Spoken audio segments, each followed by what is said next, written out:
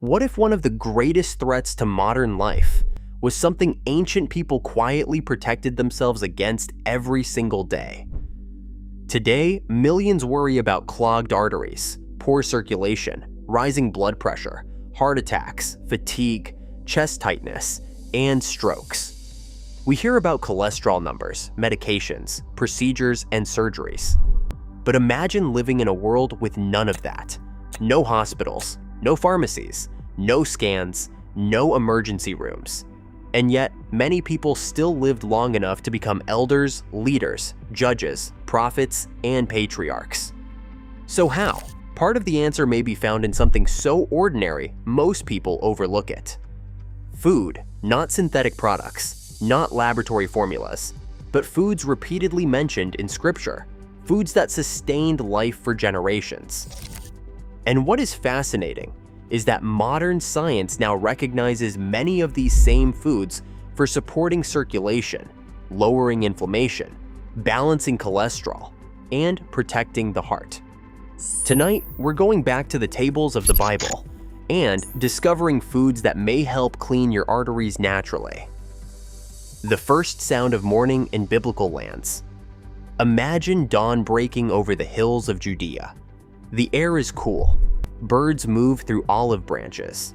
A woman kneads dough by hand. A clay jar is opened. Oil is poured. Grain is ground. Figs are gathered. Lentils are simmering in a pot. This was daily life, and at the center of it all, olive oil. The Bible speaks of oil constantly, not as a luxury, but as life itself. In Deuteronomy 8, verse 8, God describes the Promised Land as a land of wheat and barley, of vines and fig trees and pomegranates, a land of olive oil and honey. Notice what is included. Not gold first, not silver first, but food. And among those foods, olive oil stands as one of the great treasures. Today, we know extra virgin olive oil contains healthy fats and plant compounds that may help reduce inflammation and support healthier cholesterol levels. That matters because inflammation and oxidized cholesterol are major contributors to plaque buildup in the arteries. The ancients did not use those terms, but they knew oil nourished strength, skin, endurance, and vitality. Perhaps the modern heart is rediscovering what the ancient table never forgot. The shade of the fig tree. Now imagine the heat of midday. A man sits beneath a fig tree, resting in the shade. This image appears again and again in Scripture as a picture of peace and blessing. Micah chapter 4, verse 4 says, "Everyone will sit under their own vine and under their own fig tree, and no one will make them afraid." Why a fig tree? Because fig trees provided both shelter and nourishment. Their fruit was sweet, filling, and valuable. Today we know figs contain fiber and potassium, two things the body loves when it comes to heart health. Fiber may help remove excess cholesterol through digestion. Potassium helps support healthy blood pressure by balancing sodium. It is remarkable that one of the Bible's symbols of peace is now also understood as a food that may support cardiovascular peace inside the body. A cluster too heavy to carry. One of the most dramatic food moments in Scripture happens in Numbers chapter 13. Moses sends spies into the land of Canaan. When they return, they carry a cluster of grapes so enormous it must be borne between two men on a pole. Think of that scene. Weight, abundance, overflow. The message was clear. This land gives life. Grapes were precious in biblical times. They became food, juice, wine, vinegar, medicine, celebration.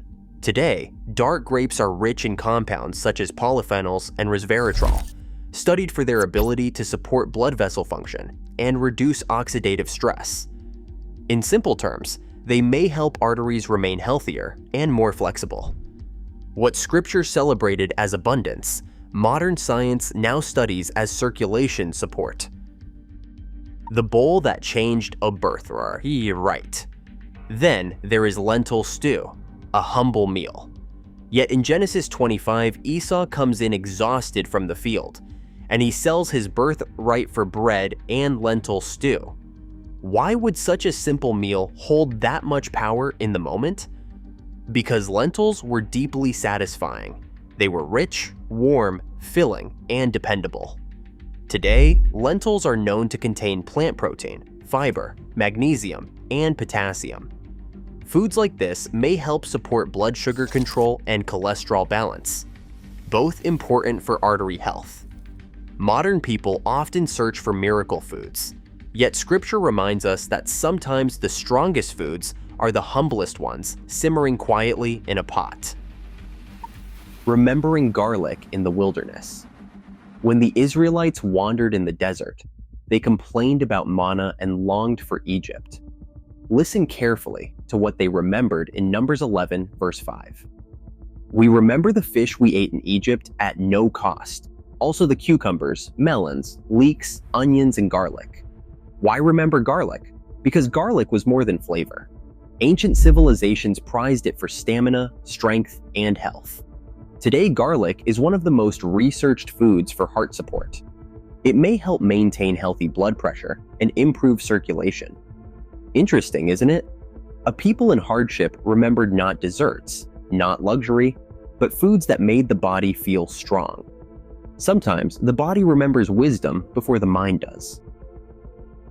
A land flowing with milk and honey. Few phrases are more famous than this one. A land flowing with milk and honey. It appears throughout Exodus and Deuteronomy. Honey represented sweetness, abundance, nourishment, reward. Now, honey must be used wisely. It is still sugar. Raw honey also contains natural compounds and antioxidants. And for many people, it can be a better choice than heavily refined sweeteners. Why does that matter for arteries? Because one of the greatest hidden enemies of heart health today is excess processed sugar. The biblical pattern was sweetness in moderation, not constant overload. That principle alone could change millions of lives. Pomegranates in the temple. When God gave instructions for priestly garments and temple decoration, pomegranates were included. Exodus 28:33 describes pomegranates woven into the robe of the high priest. Why pomegranates? Their beauty, their richness, their abundance of seeds, a symbol of life. Today, pomegranates are known for potent antioxidants that may help protect blood vessels from damage. What adorned sacred garments in Scripture may also help protect the body's inner pathways. Grain for the common household. Not everyone in biblical times ate richly. Most people depended on grains. Barley and wheat are mentioned constantly throughout Scripture. In John chapter 6, even the loaves used in the feeding miracle were barley loaves. Barley was common food, daily food, and yet today, barley is valued for soluble fiber, which may help lower LDL cholesterol. The food of ordinary people may still be extraordinary medicine. Leaves for healing. Then comes one of the most beautiful verses in all Scripture. Ezekiel chapter 47 verse 12 says, "Their fruit will serve for food and their leaves for healing." Food and healing. Together, not separated.